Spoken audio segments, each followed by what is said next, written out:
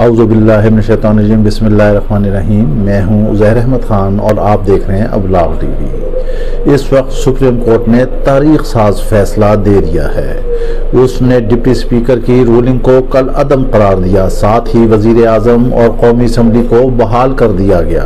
बहाल करते ही उन्होंने कहा कि हफ्ते के दिन कौमी असम्बली का इजलास बुलाया जाए और वो उस वक्त तक जारी रहेगा जब तक तहरीक अदम एतमाद पर मुकम्मल वोटिंग नहीं हो जाती। यानी कि तहरीक अदम एतमाद भी जो है वो कायम व दायम है। बहुत सारे लोग मुख्तलिफ सियासी तजिए कर रहे थे क्या हो रहा है, मगर आज दिन से ही जो रिमार्क्स पास हो रहे थे, दिन से नहीं बल्कि जिस दिन से इस केस की प्रोसीडिंग हो रही थी, हमने आपको गाहे बगा आगाह रखा और हमने जो भी ऑब्जर्वेशन आई, जो भी रिमार्क्स आए, उसकी हमने रोशनी में बताया कि सुप्रीम कोर्ट किस तरफ जा रही है। इस वक्त जो है अपोजिशन ने रात गए प्रेस कॉन्फ्रेंस की थी और उन्होंने कहा था कि अगर कोई फैसला उनकी मंशा के खिलाफ आता है तो इसके बाद फिर मुल्क में दमादम मस्त कलंदर होगा। पीटीआई कह रही थी कि जो फैसला आएगा हम उसे मन वन तस्लीम करेंगे। इन सियासियों की कलाबाजियों का कुछ भी पता नहीं चलता। अब फैसला आ गया।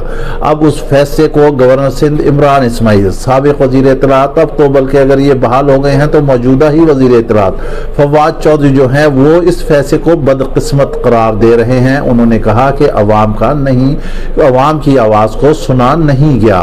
अगर मामलात इंतखाबात की तरफ जाते तो बहुत ज्यादा बेहतर होता।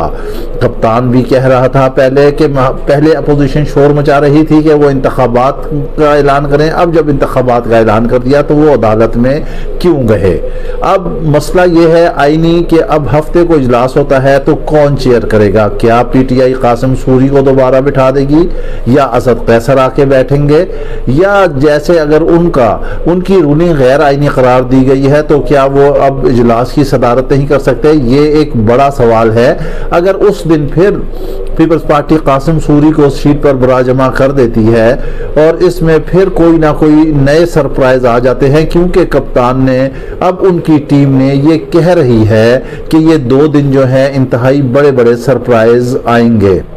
ये सरप्राइज क्या होगा। अलमिया दरअसल क्या है जिस मसले को आज तक हल नहीं किया गया इस सियासी तारीख में।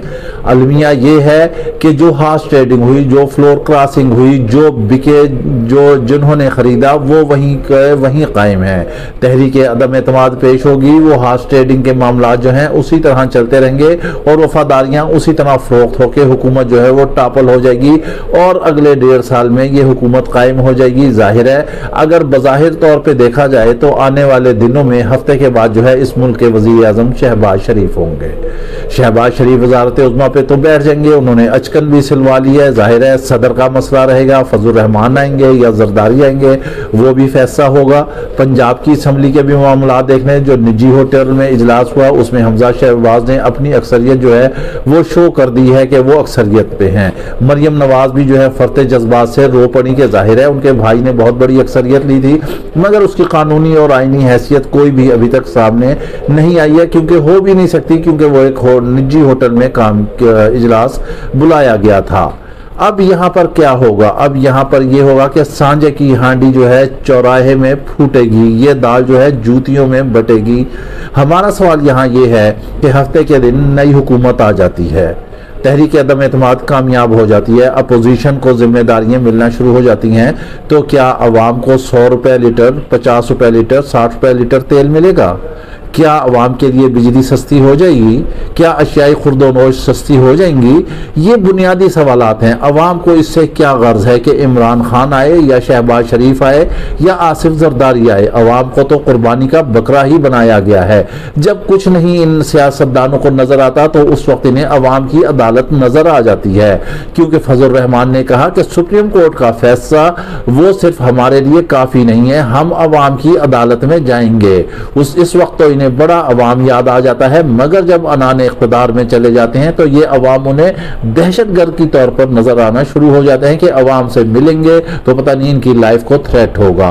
और जब इख्तिदार हासिल करना होता है तो अवाम की चौखट पर भीख मांगने चले जाते हैं। उस वक्त उन्हें सबसे बड़ी अदालत अवाम की नजर आती है। अवाम इस वक्त बाशऊर हो, वो देखे कि कैसे कैसे बेईमानी हो रही है, कैसे कैसे छांगा मांगा की तारीख को जो है वो जिंदा किया गया है। अब बेहतर ये होता कि 63A की भी तशरीह अगर सामने आ जाती, साथ ही मामलात हो जाते, ताकि जिन्होंने फ्लोर क्रॉसिंग की है उनकी सियासत को भी हमेशा के लिए ख़त्म कर दिया जाता, तो फिर बहुत ज़्यादा अच्छा होना था।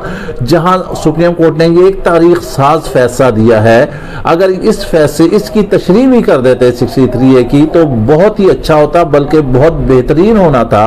तारीख में मजीद और सुनहरे हरूफ से लिखा जाता कि आइंदा अगर कोई हार्स ट्रेडिंग करेगा, अपनी वफादारियां बदलेगा, तो कितने अरसे के लिए वो जो है सियासत से नाअहल हो जाएगा।